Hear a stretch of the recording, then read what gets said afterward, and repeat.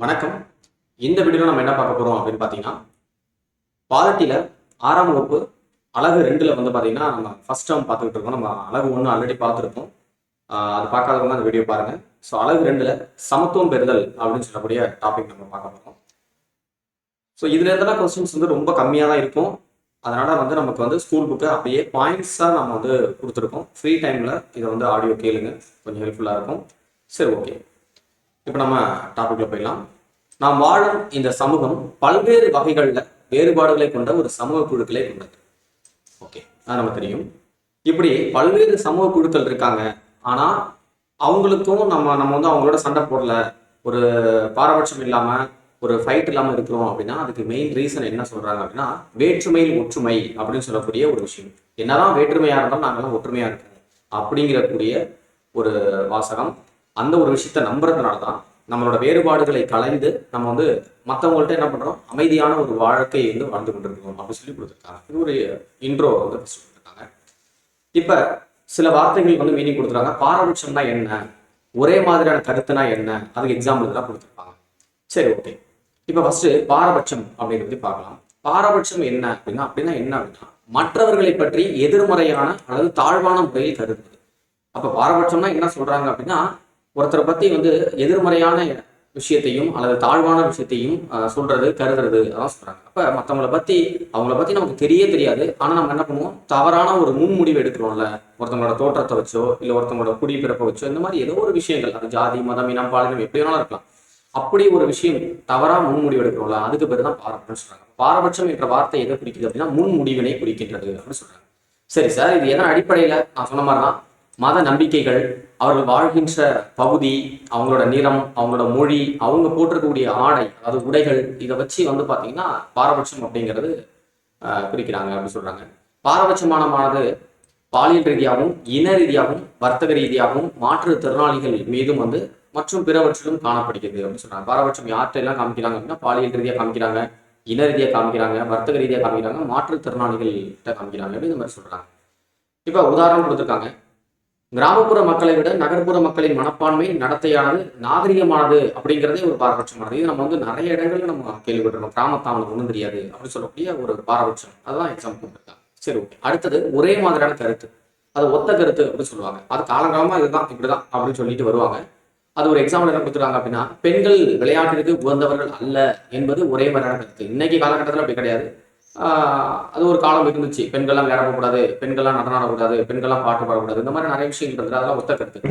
அதே ஒரே மாதிரியான கருத்தை பற்றி தான் சொல்றாங்க. பெண்கள் விளையாட்டுக்கு உகந்தவர்கள் அல்ல என்பது ஒரே மாதிரியான கருத்து உருவாக்கம் அப்படின்னு சொல்றாங்க. இன்னொரு எக்ஸாம்பிள் கொடுத்துருக்காங்க. இந்த ரகு அப்படிங்கிற ஒரு பையன் வந்து விளையாண்டுட்டு இருக்கான். அவன் கண்ணில் வந்து ஒரு பந்து அடிச்சிருது. அப்ப வழியில அவன் துடிச்சு அழுகுறான். அப்ப பக்கத்துல கூட இருக்கக்கூடிய நண்பர்கள்லாம் என்ன பண்றாங்க, பார்த்து சிரிக்கிறாங்க.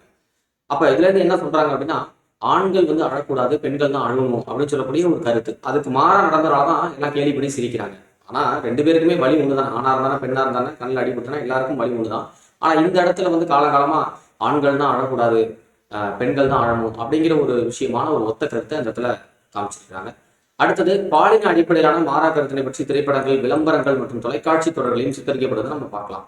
ஸோ இன்னைக்கு இருக்கக்கூடிய காலத்தை விட இன்னும் கொஞ்சம் காலத்துக்கு இப்பயும் வந்து பார்த்தீங்கன்னா விளம்பரத்தில் பார்த்தீங்கன்னா, ஒரு சலவை இயந்திரம் அல்லது பாத்திரங்கள் கழுவுது அப்படிங்கிறது வந்து எல்லா விளம்பரத்துக்கும் யார் வருவா, பெண்கள் தான் வந்திருப்பாங்களே தவிர அந்த இடத்துல வந்து ஒரு பாத்திரம் கழுவுற மாதிரி ஆண்கள் காமிச்சிக்க மாட்டாங்க. அதான் சொல்றாங்க. இதுலையும் ஒரு வாகனம், இருசக்கர வாகனம் ஓட்டுறது, பைக் ஓட்டுறது, கார் ஓட்டுறது, அந்த இடத்துல வந்து ஆண்களை முன்னிறுத்திருப்பாங்க. ஸோ இதுவே வந்து ஒரு பாலின அடிப்படையிலான ஒரு மாறா கருத்து அப்படிங்கிற மாதிரி தான் சொல்லியிருக்காங்க. கரெக்டு தான்.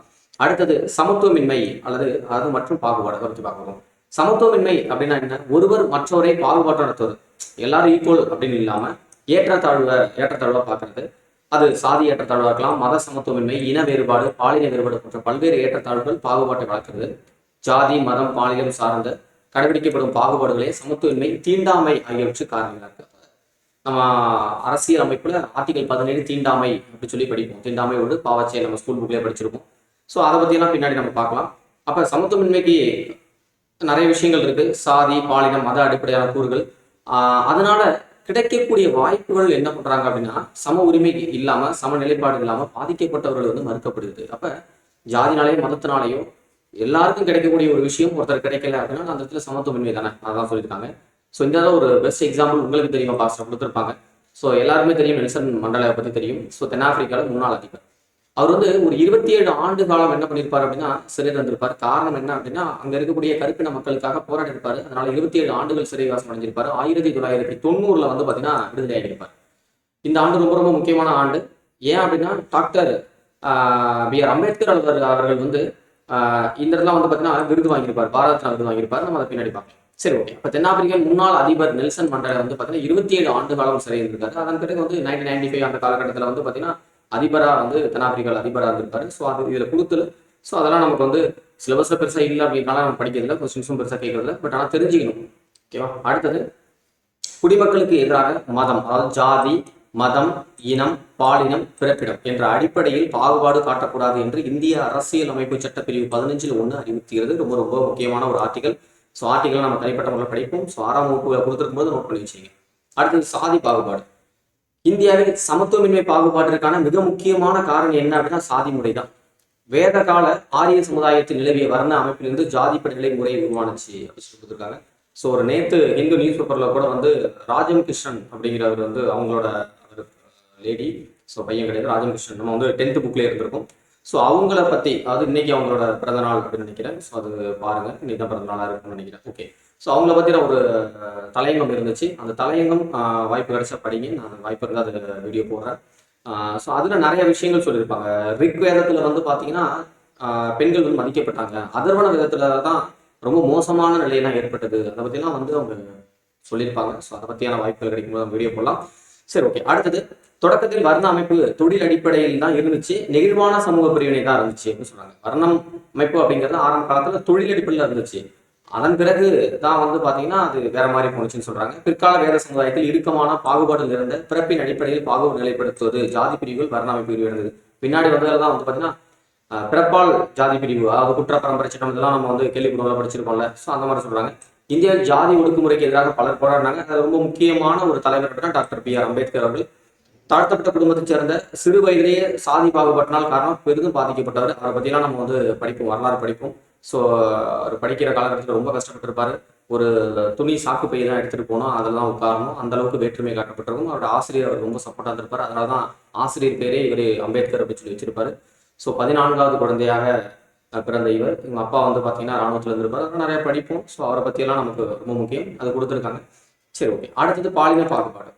அப்போ பாலின பாகுபாடு என்பது ஆண் மற்றும் பெண்கள் இடையே நிலவும் உடல் நலம், கல்வி, பொருளாதாரம், அரசியல் சமத்துவமை போன்றவற்றை குறிக்கிறது. அப்போ நமக்கு தெரியும் பாலின பாகுபாடு, ஆண் பெண் அப்படின்னு சொல்லி, இந்த தொழில், இந்த வேலைக்கு இவங்க தான், ஆண்கள் தான் பண்ணணும், பெண்கள் பண்ணக்கூடாது, இந்த மாதிரிலாம் சொல்றாங்க. அதெல்லாம் பாலின பாகுபாடு தான்.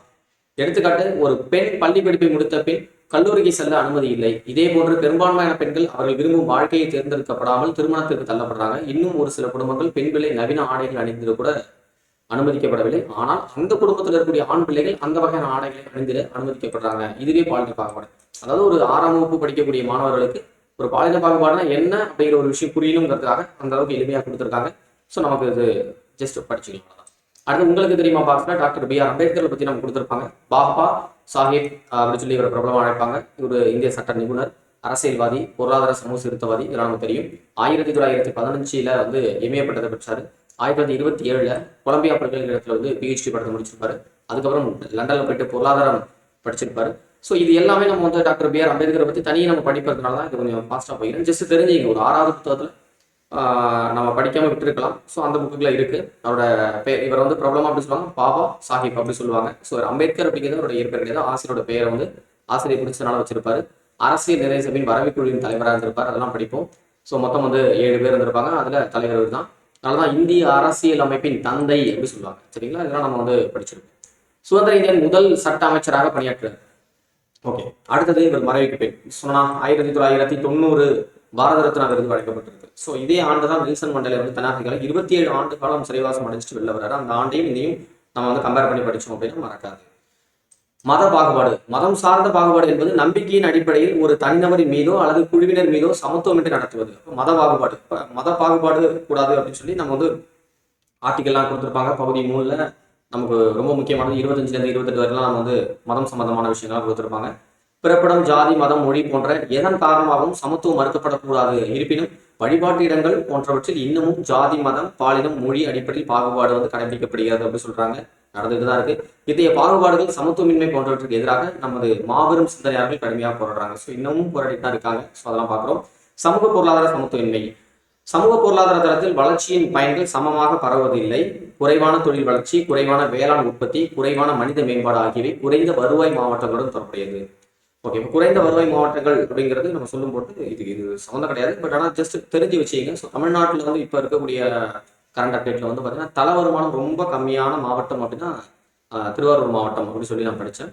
ஸோ அது பாருங்க. அப்போ அதிக தல வருமானம் உள்ள தமிழ்நாட்டில் உள்ள மாவட்டம் எது அப்படிங்கிறது நீங்கள் கமெண்ட்ல வந்து ஆன்சர் பண்ணுங்க. ஓகே, அடுத்து பார்க்கலாம். கல்வியறி குறைந்த விகிதம் உள்ள மாவட்டங்கள் குறைவான பாலினத்துடன் காணப்படுது அப்படின்னு சொல்றாங்க. ஸோ இது வந்து பார்த்தீங்கன்னா எழுத்தறி விகிதம் ரொம்ப முக்கியமானது. 2011ஆம் ஆண்டு கணக்கெடுப்பு நம்ம வந்து 10 வருஷத்துக்கு ஒரு டைம் பண்ணோம். 2021க்கான கணக்கெடுப்பு அப்படிங்கிறது பண்ணல. ஸோ அது சம்பந்தமான இதெல்லாம் போயிட்டு இருக்கு. ஸோ அப்போ நம்ம எக்ஸாம்ல எதை கேட்குறாங்க? 2011 கணக்கெடுப்பு தான் கேட்குறாங்க. ஸோ இதை தெரிஞ்சுக்கணும். எழுத்தறி விகிதம் அதிகம் அப்படின்னா கன்னியாகுமரி, சென்னை, தூத்துக்குடி, நீலகிரி. ஸோ இந்த இது நம்ம கண்டிப்பாக படிச்சவனுங்க. இந்த பர்சன்டேஜ் அடுத்த விஷயம். ஃபர்ஸ்ட் ஆஃப் ஆல் நீங்க வந்து எந்த மாவட்டம் தமிழகத்துல கல்வி அறிவு அப்படின்னு சொன்னா கன்னியாகுமரி, கன்னியாகுமரிக்கு அடுத்து சென்னை, அதுக்கப்புறம் தூத்துக்குடி, அப்புறம் நீலகிரி. நீலகிரி இருக்கு, நோட் பண்ணி வச்சுங்க. அப்ப 4ஆம் இடத்துல இருக்கு. அப்ப கல்வி அறிவு ரொம்ப குறைவு அப்படின்னா தர்மபுரி.